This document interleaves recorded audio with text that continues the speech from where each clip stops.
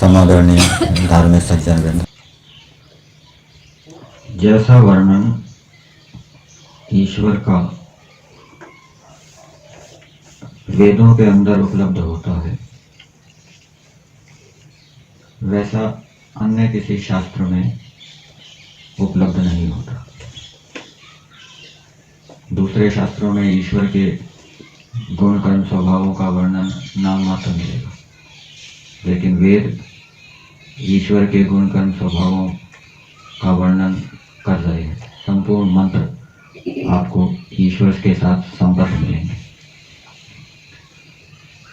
अथर्ववेद में एक मंत्र आता है, न त्वा वा अन्यो दिव्यो न पार्थिवो न जातो न जनिष्यते।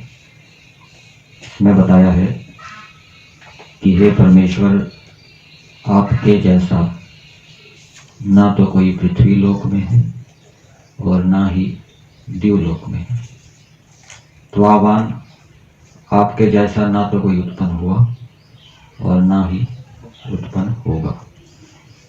अनेक दृष्टांतों के माध्यम से भी ईश्वर के गुण कर्मों को वेदों के अंदर दर्शाया गया है। अथर्ववेद में एक मंत्र के अंदर धुरी और चक्र का दृष्टांत दिया गया है।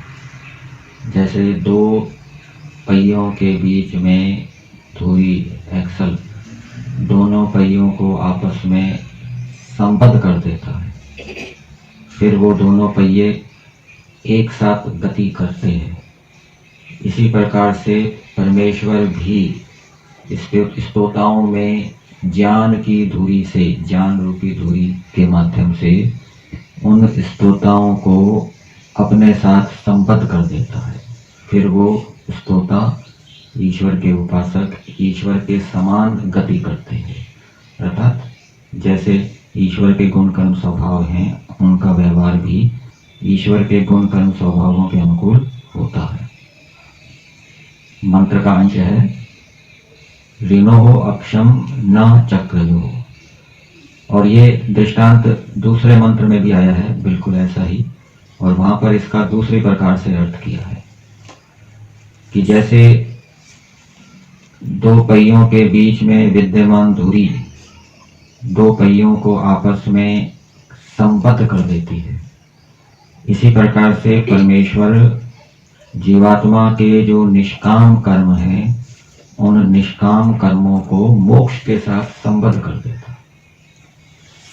और निष्काम कर्म करने का उपाय बताया गया है कि जैसे ईश्वर सृष्टि को बनाता है, सृष्टि को चलाता है, उसमें ईश्वर का अपना कोई प्रयोजन नहीं है, अपना कोई स्वार्थ नहीं है। जीवात्माओं के सुख के लिए, जीवात्माओं के आनंद के लिए ईश्वर इन कार्यों को करता है। इसी प्रकार से मनुष्यों को भी ईश्वर की इन विशेषताओं को विचार कर अपने अंदर निष्कामता को उत्पन्न करना चाहिए। और भी भौतिक पदार्थों के दृष्टांत के माध्यम से भी ईश्वर को समझाया है। सूर्य का दृष्टांत दिया है कि जब सूर्य अपनी किरणों को हर लेता है, अर्थात अपने से संबद्ध कर देता है, तब पृथ्वी के ऊपर रात्रि अपना आवरण डाल देती है। इसी प्रकार से सूर्य जो परमेश्वर है, वो जब अपनी शक्तियों को हर लेता है, खींच लेता है, तब प्रलय रूपी जो रात्रि है वो सारे जगत के ऊपर अपने आवरण को डाल देती है। तो ईश्वर से हमें ज्ञान प्राप्त हो, जिससे कि हमारी जो गति है वो ईश्वर के समान हो, हम ईश्वर से पीछे ना रहें, ईश्वर जैसे गुण कर्म स्वभावों को धारण करें और निष्कामता के माध्यम से हम मोक्ष को प्राप्त करें। निष्काम कर्म करने के लिए कर्मों का बोध भी होना चाहिए। उन कर्मों को हम यदि निष्काम भावना से करेंगे तो वो मोक्ष के साधक होंगे। भावना के ऊपर सकामता निष्कामता निर्भर होती है। भावना के बदलने से एक ही शुभ कर्म को हम निष्काम बना सकते हैं। तो यजुर्वेद का 33वां अध्याय हमारा चल रहा है, उसमें कर्मों का विधान किया गया है। पीछे हमने मंत्र संख्या 77 के ऊपर विचार किया था। माता पिता अपने संतानों के प्रति क्या करें ये बताया था।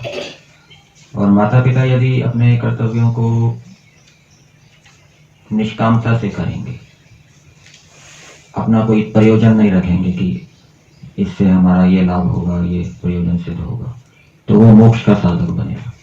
इसी प्रकार से राजा भी अपने कर्तव्य कर्मों को यदि निष्काम भावना से करेगा, अपना कोई प्रयोजन नहीं रखेगा, प्रतिष्ठा हो, सम्मान मिले, अथवा मेरा राज्य चलता रहे, आगे मैं राजा बनता रहूं, इस भावना से, लौकिक इच्छा से रहित होकर यदि वो निष्कामता से राजा अपने कर्मों को करेगा, ईश्वर को दृष्टांत मानते हुए, तो वो कर्म भी उसकी मुक्ति प्राप्ति में सहायक बनेंगे।